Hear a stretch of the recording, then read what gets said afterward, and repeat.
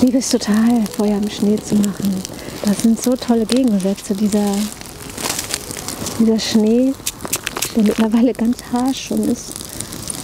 Und ich habe hier schon gesessen an diesem Platz mit ganz weichem, frischen Pulverschnee bei minus 10 Grad. Und das ist so schön.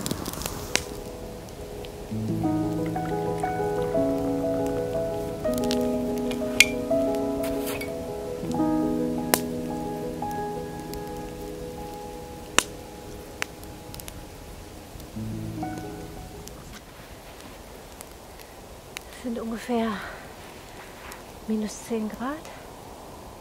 Wir hatten einen wunderschönen Januar mit Schnee, ganz viel Schnee und bis jetzt einen wunderschönen Februar auch. Heute ist der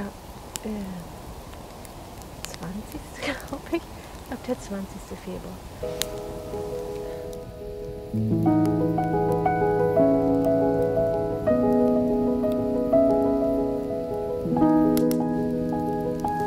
Hallo, ich bin Kiri.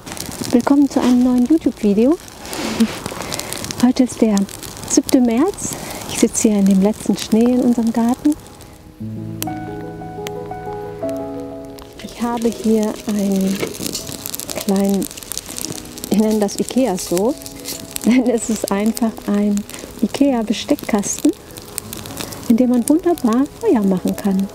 Ich habe hier einfach ein paar Holzscheite drumherum gelegt, die ich so mit aufwärmen, aber ich glaube, die passen da gar nicht rein. Ich dachte, die wären klein genug, aber sind sie gar nicht.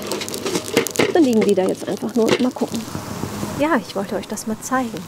Das ist wirklich der praktischste und billigste Holzofen, den man haben kann.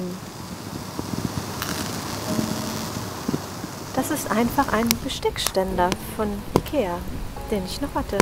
Drin kann man ganz toll Feuer machen und das geht nicht nur im Schnee super, sondern auch sonst.